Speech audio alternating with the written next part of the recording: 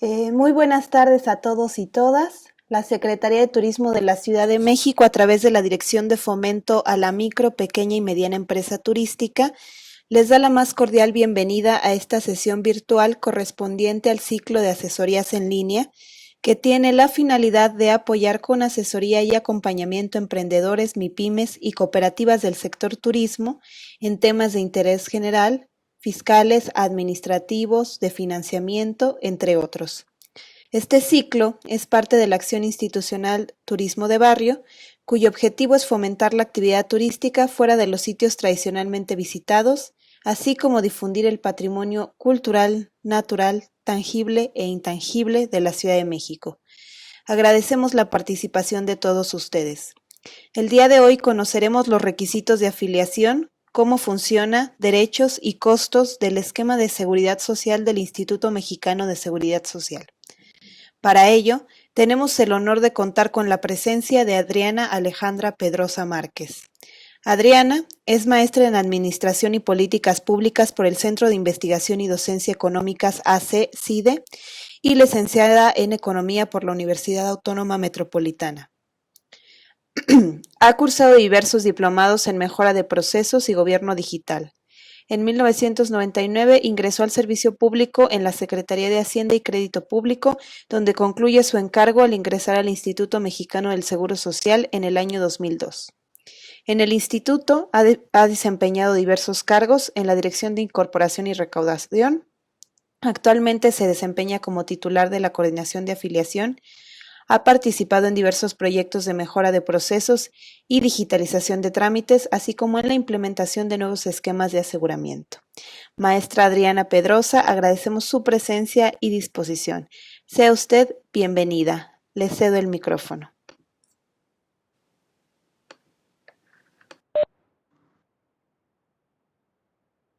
Muchísimas gracias. Buenas tardes a todos y a todas.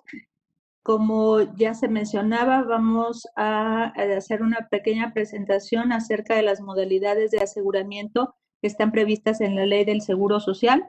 La Ley del Seguro Social tiene dos regímenes establecidos en la misma. El régimen obligatorio, que es el más conocido, pues es para los trabajadores que tienen un patrón, que tienen una relación laboral. Ese es el que casi todos conocemos, pero también tiene dentro de este régimen obligatorio la incorporación voluntaria al régimen obligatorio. Dentro de la incorporación voluntaria al régimen obligatorio hay diversos sujetos de aseguramiento que la misma ley señala, y uno de ellos son los trabajadores independientes. Los trabajadores independientes son aquellos los cuales no son asalariados, es decir, son trabajadores por cuenta propia. El otro gran régimen que tiene el Seguro Social es la modalidad de aseguramiento voluntario. Este es el seguro de salud para la familia y está establecido para aquellas familias en México que no cuenten con una protección en materia de asistencia médica, quirúrgica o farmacéutica. Estos son los dos, digamos, las dos grandes vertientes, el régimen obligatorio, el régimen voluntario. Y tenemos aquí un apartado especial que es el régimen de incorporación a la seguridad social. Este surge de un decreto que tiene facilidades para el pago justo de los trabajadores independientes. Por eso me permití incluirlo en esta presentación. El régimen obligatorio, solamente para comentárselos de manera muy breve, son, como les comentaba, trabajadores asalariados sujetos a una relación laboral. Los patrones nos tienen que reportar un salario base de cotización y nos pagan una vez que a mes vencido, el siguiente mes, las cuotas obrero-patronales. El patrón paga sus cuotas, el trabajador después de un salario mínimo también tiene que pagar un cierto porcentaje de las cuotas de cada uno de los seguros que lo protege, y tiene los 5 seguros que comprende el régimen obligatorio. El más conocido es el seguro de enfermedades y maternidad. El que sigue es el seguro de invalidez y vida. El siguiente es, perdón, aquí no se termina de ver bien la presentación por la plataforma, pero se los comento. De los 5 tenemos, insistiría, el más conocido, el seguro de enfermedades y maternidad. El siguiente seguro es de invalidez y vida. El tercer seguro es el de retiro, cesantía en edad avanzada y vejez. Tenemos también el seguro de riesgos de trabajo y el seguro de guarderías y prestaciones sociales. También los trabajadores del régimen obligatorio que están sujetos a esta relación laboral, donde hay una relación de subordinación, hay un salario, hay un horario, hay un centro de trabajo y hay una dirección, también cuentan con, de manera mandatoria, aportaciones para el Fondo para la Vivienda. Este es el esquema más completo de seguridad social y la ley lo prevé para los trabajadores del apartado A, los trabajadores que tienen un patrón con todas estas características que ya les comenté. Ahora bien, la incorporación voluntaria al régimen obligatorio. La ley del Seguro Social establece también que hay otro tipo de personas que no son trabajadores, pero que pueden ellos mismos acceder, porque no tienen un patrón, a la seguridad social a través de diferentes esquemas. ¿Por qué diferentes esquemas? Porque señala que pueden hacerlo los trabajadores independientes, pueden hacerlo los trabajadores de las entidades públicas, de los estados y de los municipios y ciertas entidades públicas que no están protegidas por el apartado B. Pueden hacerlo también los patrones, personas físicas con trabajadores a su servicio, es decir, ellos sí son patrones, pero pueden pagar su aseguramiento, pero son patrones personas físicas con algunos trabajadores, suelen ser aquellos que tienen pocos trabajadores, que son los dueños de su propio negocio, que puede ser desde un taller, estética, una tortillería, cuestiones como estas, donde puede ser múltiples, pero en este caso el patrón sí se puede asegurar por él mismo, teniendo estas características de tener trabajadores a su servicio. Esta es otra modalidad de los sujetos que se pueden incorporar voluntariamente al régimen obligatorio. Sin embargo, esta incorporación voluntaria no cuenta con la protección de todos los seguros como el régimen obligatorio. De hecho, tiene, ahí les ponía yo, aquí les pongo yo los trabajadores independientes, que es creo que el caso que nos ocupa, trabajadores independientes o empresas familiares, ejidatarios comuneros, colonos y pequeños propietarios, y en general cualquiera que no esté asalariado.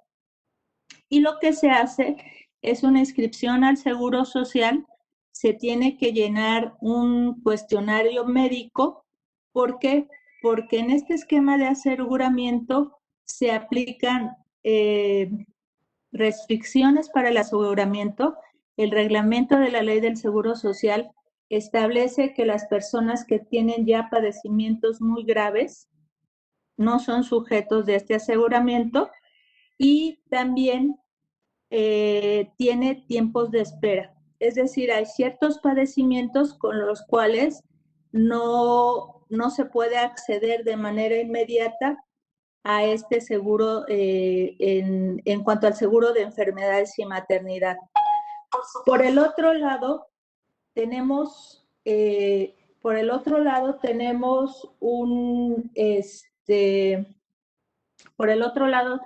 tenemos que si bien lo protege por el seguro de enfermedades y maternidad, está con estas restricciones y tiempos de espera, sí cubre a todo el núcleo familiar, es decir, a todos los beneficiarios legales.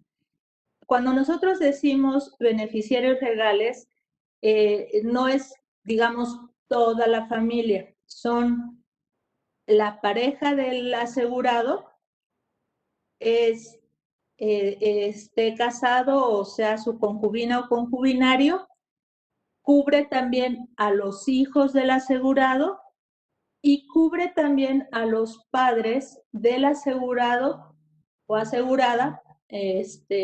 Cuando me refiero a asegurado, incluyo ambos, eh, y solamente puede incluir a sus padres si, solo si conviven y dependen económicamente del asegurado. Entonces, por un lado, sí tiene esta protección del seguro de enfermedades y maternidad con estas restricciones y tiempos de espera, pero sí cubre a la familia. Por el otro lado, cubre el seguro también de invalidez y vida.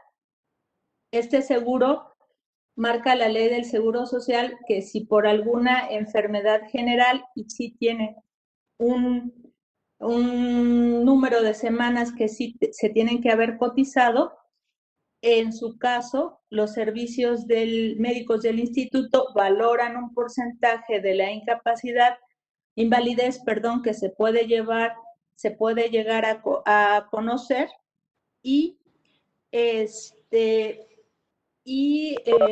se puede llegar a determinar y en esa razón se puede dar una pensión por invalidez, siempre y cuando se cumplan con estos supuestos que marca la propia ley. Y el seguro de vida se le denomina así, pero en realidad es que cubre el deceso del asegurado o asegurado con una pensión para sus beneficiarios legales, los que acabamos de hablar, de la pareja y de los hijos. Ellos son los beneficiarios del seguro de vida en caso de que fallezca el asegurado y también sí cumple con los requisitos que marca la ley. ¿Qué otra de las cosas cubre esta incorporación voluntaria al régimen obligatorio para los trabajadores independientes? El seguro de retiro y de vejez. El seguro de retiro y de vejez lo conocemos como las pensiones del Seguro Social, pero en realidad lo que señala es que se puede hacer, si se cotizan 750 semanas y ya no se quieren esperar a las 1250, a las 750 semanas pueden decir, quiero solicitar el servicio médico, pero no tienen prestación de pensión económica. Cuando hablamos del seguro de cesantía, es cuando se cumplen los 60 años, pero también se cumplen todas las semanas de cotización, dependiendo ahí también si su número o su primera cotización se hizo en una fecha que es un parteaguas. Si ustedes tienen una cotización previa al 1 de julio de 1997, les aplica la ley 73. Si hicieron una cotización al menos un día después del 1 de julio de 1997, la inicial, ya son ley 97. Para la ley 73, los requisitos para una pensión de cesantía son haber cumplido los 60 años, tener 500 semanas cotizadas, y aquí viene un concepto por el cual hay asegurados o hay cotizantes que no alcanzan a tener una pensión. ¿Por qué? Porque también requieren estar en conservación de derechos. Este requisito significa que durante toda su vida laboral alcanzaron un cierto número de semanas, estas 500, pero estas 500 se acercan, se dividen entre 4, perdón, no las 500 son las mínimas. Todo el tiempo que ustedes cotizaron se divide entre 4 y al partir de la última fecha de la baja se le suma ese periodo y entonces sí podrían estar en conservación de derechos. Este concepto no es muy, pues no es, de hecho, no es muy sencillo. Voy a tratar de hacer un ejemplo. Es decir, ustedes empezaron a trabajar, vamos a decir, no a trabajar, a cotizar, porque eso de a trabajar yo creo que todos empezamos pues lo más pronto posible, a menos de que tengamos por ahí alguien que nos mantenga, pero si no, la mayoría de los mexicanos empezamos a trabajar muy jóvenes. Entonces, empezamos a cotizar en el Seguro Social teniendo 40 años. Y cotizamos de los 40 a los 40, perdónenme, vamos a hacer el ejemplo en que vamos a cotizar a partir de los 35 y vamos a cotizar 20 años, son 55. Entonces, ahí ya cumplen el requisito de las semanas, ya tienen más de 500 semanas cotizadas. Sin embargo, estos 20 años se dividen en 4. Entonces, pues nos quedan 5 años. Como tenemos 55 años, cuando dejamos de cotizar, de 55 más 5, sí llegamos a los 60 para pedir la cesantía, porque estamos en continuación de derechos. Pero por si alguna razón no alcanzamos por fechas digamos que nos faltó un mes, nos faltó incluso un día, ya no tenemos conservación de derechos y entonces el resultado de la solicitud de la pensión es que no tienen derecho. ¿Qué sucede? La ley prevé que se tienen que cotizar un año más en el régimen obligatorio para poder recuperar la conservación de derechos. Eso es lo que está previsto en la ley. Sin embargo, para los trabajadores independientes no les corresponde el tema de la pensión por cesantía, sino por vejez.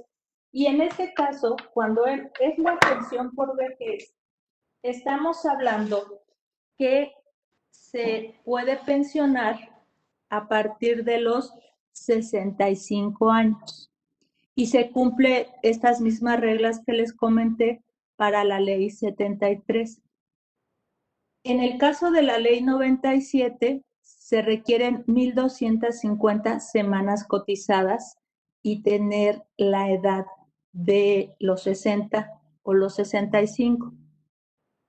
En este momento, apenas se va a dar las primeras generaciones en las cuales van a cotizar, van a pensionarse con la ley 97.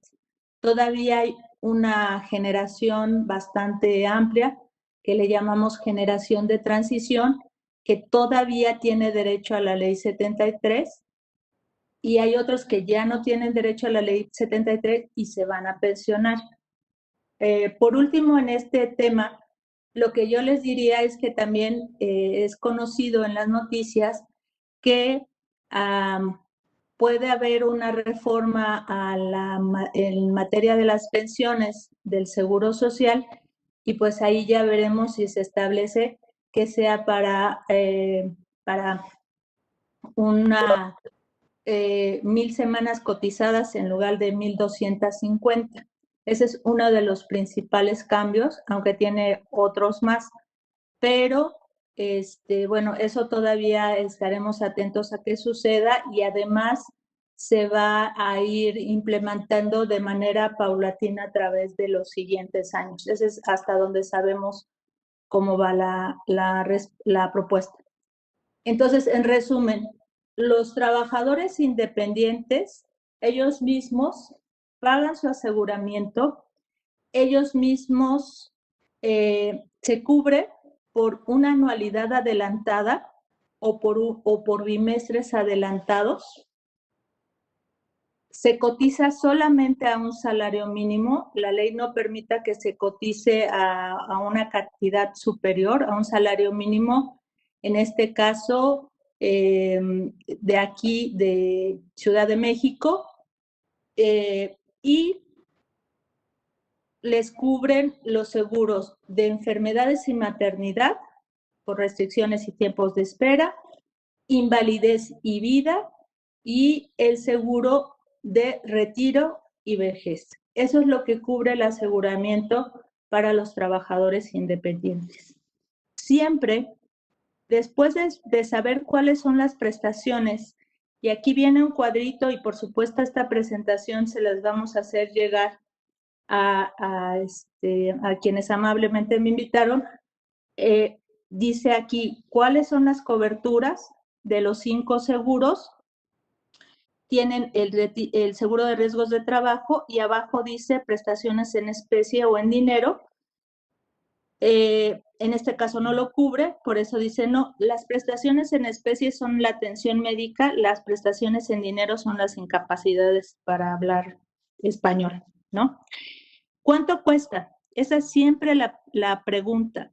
La anualidad anticipada son 11,800, un poquito más, .77 o casi 11,900 pesos, que se pagan si va a hacer la contratación anual en una sola exhibición, y que los va a proteger por todo un año.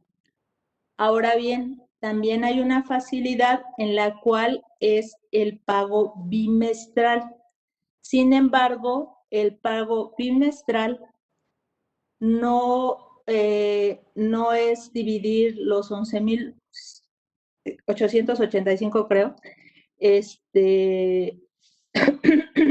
Perdón, es que lo estoy viendo desde mi celular porque este programa no me lo dejan poner bueno, no se puede descargar en la computadora institucional. Entonces, este costo no se divide en 12 y que no se divide en 6, perdón, y ya no sale la bimestralidad. Sí tiene un pequeño costo por permitir que sea bimestral. No es mucho, pero sí no son exactamente, si se paga en bimestralidades, no sale de dividirlo entre 6. Ahora bien, esa es la incorporación voluntaria al régimen obligatorio, o para no hacernos muchas complicaciones, es el régimen que establece para los trabajadores independientes. Ahora vamos al régimen voluntario. El régimen voluntario es el seguro de salud para la familia. El seguro de salud para la familia es la forma en que el instituto busca proteger a las personas que no tienen ninguna cobertura en materia de salud. Y en este sentido, lo que se hace aquí dice la celebración de un convenio, pero se puede hacer de manera colectiva o individual. Y aquí lo que se hace es que se paga una cuota por todo un año. Esta sí no tiene una facilidad bimestral, y la cuota se paga en función de la edad. Pero esta cuota solamente paga a aquellos, no cubre a todo el grupo familiar. Se paga, o a todos los beneficiarios legales, se paga por cada uno de los miembros de la familia que se quieran asegurar. Aquí sí puede ser la tía, el primo, el abuelo, etcétera, pero se paga por cada uno de los miembros que se aseguren de la familia la cuota que le corresponde a la edad. que otorga la asistencia médica, quirúrgica, farmacéutica, hospitalaria y la maternidad. En el caso de la maternidad, se otorga atención durante el embarazo, el alumbramiento del puerperio, pero también tiene las mismas restricciones de enfermedades graves que no permiten el aseguramiento y de los tiempos de espera. Y aquí viene uno de los ejemplos más fáciles de los tiempos de espera. Por ejemplo, en el seguro de salud para la familia, la atención de un embarazo se permite un año después de la contratación del seguro.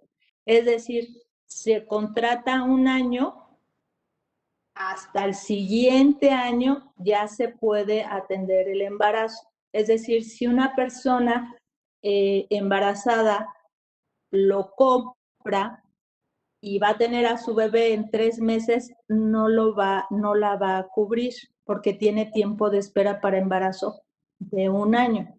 Sí la va a cubrir de otras enfermedades.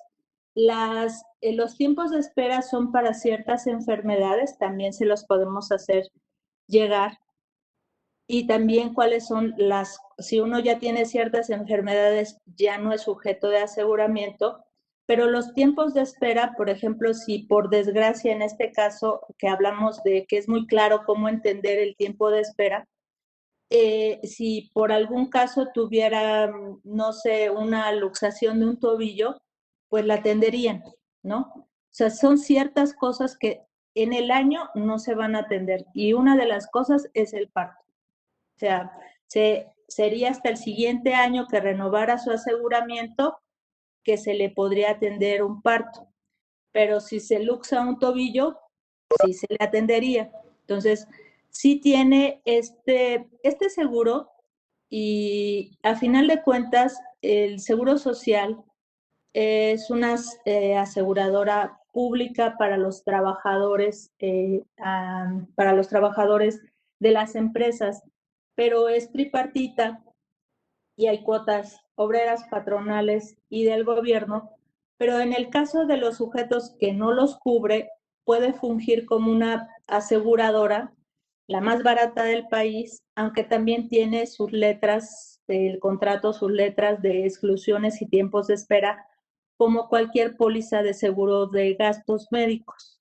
Son pues las menos restrictivas que ustedes van a poder encontrar. Además, las edades de aseguramiento que tenemos no las van a encontrar en ningún otro seguro. ¿Cuánto cuesta? Aquí están las cuotas. Las cuotas dependen de la edad, se pagan, estas sí no tienen posibilidad más que pagarse de un año en adelantado y van por décadas. La primera son 20 años, de 0 a 19 años, 4,650, pero luego tenemos de 80 a 90 años, 12,750. Ustedes saben que en una aseguradora privada esta edad ya no se cubre,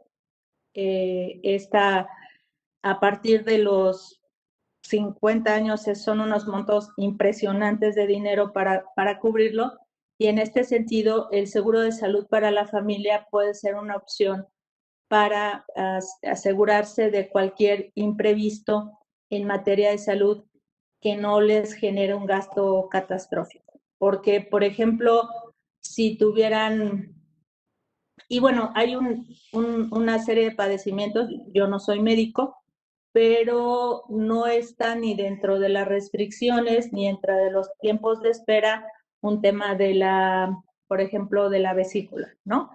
Y pues una operación de la vesícula en un hospital privado, pues seguro no cuesta 2,750 pesos, ¿no? Entonces, sí, pues es complicado porque los ingresos, pues no, ahora sí que son pocos, pero siempre tener un seguro, ya sea como trabajador independiente, que tiene esta cobertura de gastos médicos para el asegurado, asegurada y toda la familia y los otros dos seguros, que suman semanas, que además tiene invalidez y vida y que además se puede pagar bimestralmente, pues tampoco yo les diría que si es posible dentro de los gastos y lo apretado que todos estamos, porque también pues ha estado y está complicada la situación, pues si es posible, sí es altamente recomendable que se puedan asegurar. Eh, Estas son las dos opciones que tenemos.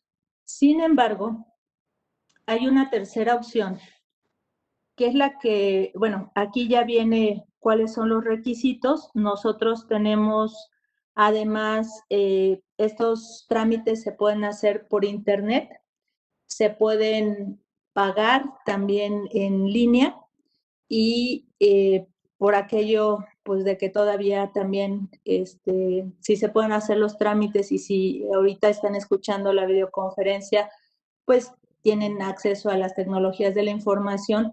Entonces, pues sí, se los recomendamos para que no vayan a una subdelegación donde también se pueda hacer el trámite, pero es como ustedes lo prefieran. Las 135 subdelegaciones están funcionando. Tenemos 10 subdelegaciones en la Ciudad de México y se puede hacer la contratación del seguro de salud para la familia o del seguro de trabajador independiente en la modalidad que ustedes gusten, bimestral anticipado o anual anticipado. El seguro de salud para la familia solamente es anual anticipado. Y bueno, aquí les dejamos también cuáles son los requisitos. Esta es una presentación que, insisto, se las vamos a mandar para que ustedes la tengan. La tercera y último modelo que tenemos para la incorporación a la seguridad social es el régimen de incorporación a la seguridad social. Pero este régimen viene acompañado de un registro en el SAT. Para aquellos que eran del régimen de pequeños contribuyentes, en 2014 se cambiaron, dejó de existir el régimen de repecos y se creó el régimen de incorporación fiscal, el RIF. Se hizo un programa que fue conocido como Crezcamos Juntos, donde en el SAT tenían ciertas facilidades, pero también se publicó un decreto donde se daban facilidades, pero en materia de seguridad social. Y en materia de seguridad social, lo que se previó en ese decreto es que para aquellos trabajadores, para aquellas personas que tributaran en este régimen de incorporación fiscal, pudiesen incorporarse con nosotros, en este caso como trabajadores independientes, y obtener descuento, más que un descuento, es un subsidio al pago de las cuotas. En este caso, el pago de las cuotas sí son bimestrales. Entonces, ¿qué es lo que hay que hacer? Hay que pedir, justo si ustedes se encuentran en esa situación, que sí están dados de alta en el SAT, que sí pertenecen al régimen de incorporación fiscal. Y hay una cosa muy importante porque a lo largo de los años nos ha sucedido, nos presentan la constancia del SAT que dice régimen de incorporación fiscal, pero el decreto dice que tienen que estar al corriente de todas sus obligaciones para obtener el subsidio. No es solamente estar inscritos, sino cumplir con las declaraciones que pide el SAT, en su caso el pago. Es un régimen, entiendo yo, simplificado con cuestiones que se pueden deducir y demás, pero se tiene que estar al corriente de las obligaciones. Y eso no lo define el IMSS, por supuesto, sino el SAT. Entonces, cuando nosotros una persona llega y se acerca y dice quiero incorporarme como trabajador independiente, pero con beneficio del régimen de incorporación a la seguridad social, lo que hacemos ya en nuestras ventanillas o a través también del trámite que tenemos en Internet es verificar con el SAT vía sistema que estén al corriente de sus obligaciones fiscales. Si el SAT nos dice que no procede el subsidio. Es decir, no es suficiente la incorporación, sino hay que cumplir con todas las obligaciones. Si se cumplen con todas estas obligaciones, entonces sí es bastante importante porque también hay para otros tipos de sujetos del beneficio, pero hablando de los trabajadores independientes, sí es importante porque los subsidios son en el primer año de 50% de la cuota, en el año 1 y 2, en el año 3 y 4 de 40% de la cuota, en el año 5 y 6 el 30% de la cuota, en el año 7 y 8 20% de la cuota y en el año 9 y 10 10% de la cuota. El porcentaje del subsidio empieza desde que ustedes se dan de alta en el régimen de incorporación fiscal. Si ustedes se dieron de alta en el régimen de incorporación fiscal el año pasado, entonces este año tendrían 50%, pero no el próximo ya les tocaría el 40%. Estas reglas están dadas en el decreto que propició el subsidio y aquí la condición es, ahora sí que no hay cómo hacerlo de otra manera, es que estén incorporados al régimen de incorporación fiscal, al corriente de sus obligaciones, se pueden inscribir con nosotros como trabajadores independientes y si están al corriente ahí, estos porcentajes de los subsidios, pues verdaderamente son atractivos porque pues de pagar, ¿qué les diré? 700 pesos al bimestre, más o menos. No, son como 835 un bimestre, más o menos.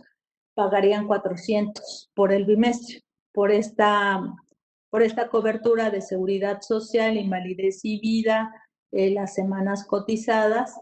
Y por ahí vi una pregunta que decía, si tengo 499 semanas, pues no alcanza las 500, necesita cotizar necesariamente las 500 y también estar en el tema de la conservación de derechos para pedir una pensión de ley 73 cuando se tengan los 60 años. Si no, no es procedente el tema de la pensión. Este es el tercer, digamos que esquema que les puede funcionar.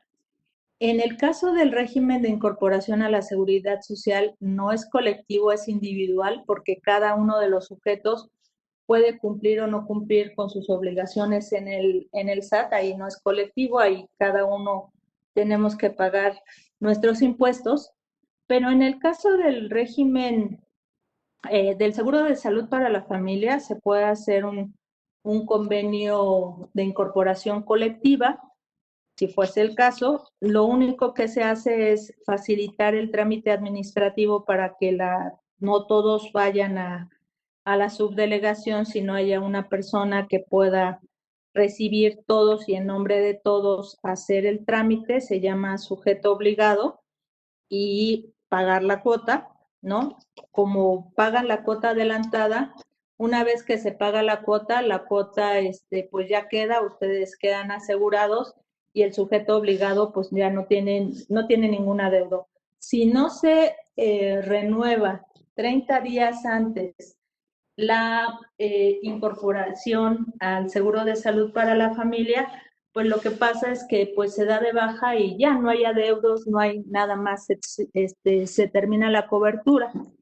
Y en el caso de los trabajadores independientes, pues también sucede lo mismo, se puede hacer individual o se puede hacer colectivo. Si no se recibe, se debe de renovar también 30 días antes de que termine el año cuando es anual. Y este, eh, se termina, si no se renueva, pues ya no hay cobertura y no hay adeudos.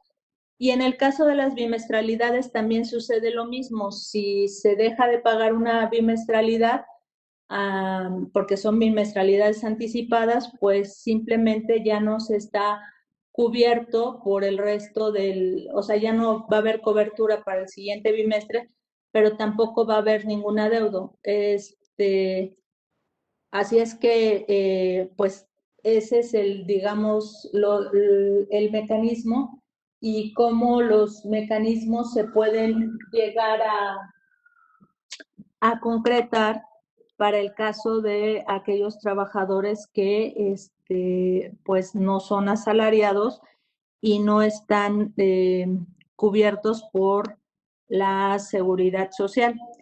Por mi parte sería todo. No sé si tuvieran alguna pregunta. Bueno, en el caso del RIS, nada más para concluir, sí también es importante que se revisa todos los meses si se están cumpliendo con los requisitos de estar al corriente con las obligaciones fiscales, y si se están al corriente con las obligaciones fiscales, termina o cuando lleguen los 10 años, pero no solamente es una revisión, digamos que a la entrada, sino es una revisión permanente de estar al corriente con las obligaciones con el SAT y estar cubriendo las cuotas en el IMSS también de una manera oportuna. No se pueden atrasar en el pago de las cuotas cuando es bimestral, porque si no también se termina el subsidio. Realmente aquí las condiciones es que, dado que es un subsidio, eso significa pues que uno lo necesita y entonces uno pues va a hacer todo el tema de cuidar esta facilidad que así se establece, ¿no? Eso sería todo por mi parte. Eh, Insistiría en comentarles que esta presentación la enviamos con mucho gusto a los organizadores del evento y bueno, me quedan exactamente unos 10 minutitos para poder, si tienen alguna pregunta o si no, con mucho gusto, si me las hacen llegar, igual yo se las puedo contestar y vía correo electrónico hacérselas llegar a los organizadores, dado que a las 2 ya tengo también otra videoconferencia, pero pues espero haber sido lo más clara posible para explicarlo. Supongo que en la conservación de derechos es un poquito complicado el concepto, pero ese es el concepto que hace que muchas personas que de ley 73 no sean sujetas de la pensión por justamente haber dejado de cotizar hace muchos años. Bueno, pues sin más, muchas gracias y a sus órdenes. Muchas gracias, maestra Adriana, por compartirnos toda esta valiosa información y estas precisiones.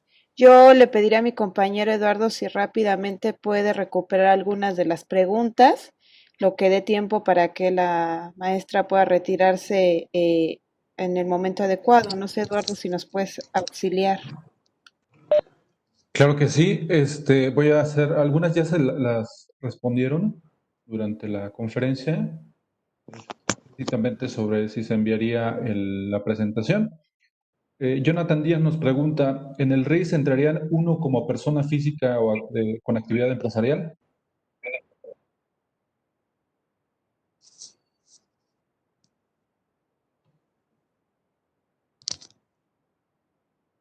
¿Nos escuchaste, Adriana? Esto del micrófono. Sí, no, son las personas que solamente son régimen de incorporación fiscal. Perfecto. ¿Y la incorporación voluntaria incluye el servicio de guardería? No, no incluye el servicio de guardería. Caroline, nos pregunta, ¿se puede afiliar si uno es residente permanente?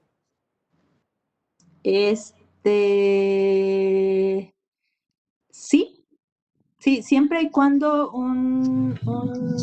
bueno, no es restricción ser, no es restricción ser mexicano por nacimiento, sino estar legalmente, su presencia estar acreditada legalmente en el país. Perfecto. Rodolfo Becerra nos pregunta, ya soy RIF desde 2014, ¿me puedo inscribir yo mismo para recuperar derechos, obtener la cesantía y Se obtener la puede, cesantía? se puede inscribir, sí, pero como es RIF desde el 2014, ya tiene 6 años, entonces le correspondería el porcentaje de descuento que está en la tablita.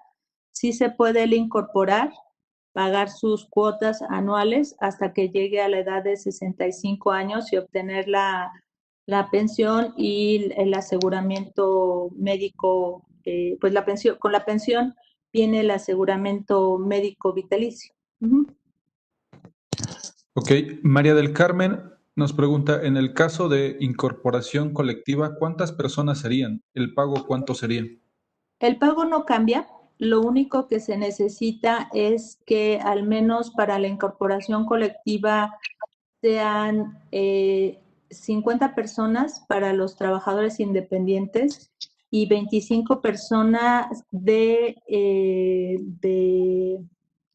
25 personas en el seguro de salud para la familia, pero no hay las cuotas no cambian por ser incorporación individual o colectiva.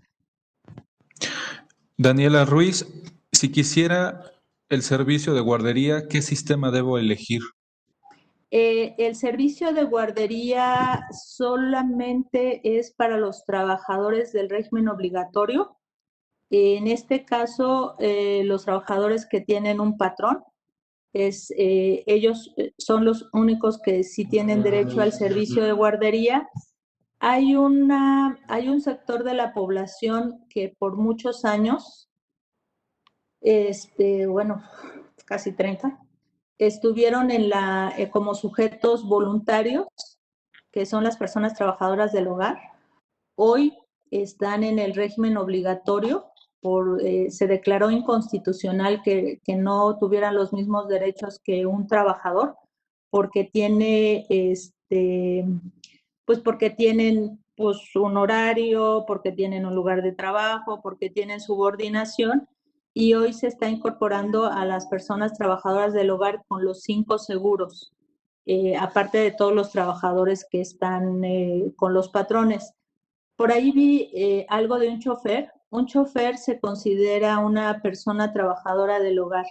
La definición de persona trabajadora del hogar es toda aquella que se dedique de forma, digamos que sea su actividad principal, ya sea el cuidado, la limpieza del hogar o el cuidado de las personas. También incluye choferes, incluye también jardineros, vigilantes, siempre y cuando no sean los vigilantes de un condominio, ni tampoco las personas del aseo de un edificio o condominio. Ellos sí son trabajadores de la asociación o de la administración del condominio, pero las personas que ya sea nos ayudan a cuidar a personas enfermas, a niños, al aseo, el tema de la jardinería o el tema de un chofer, se puede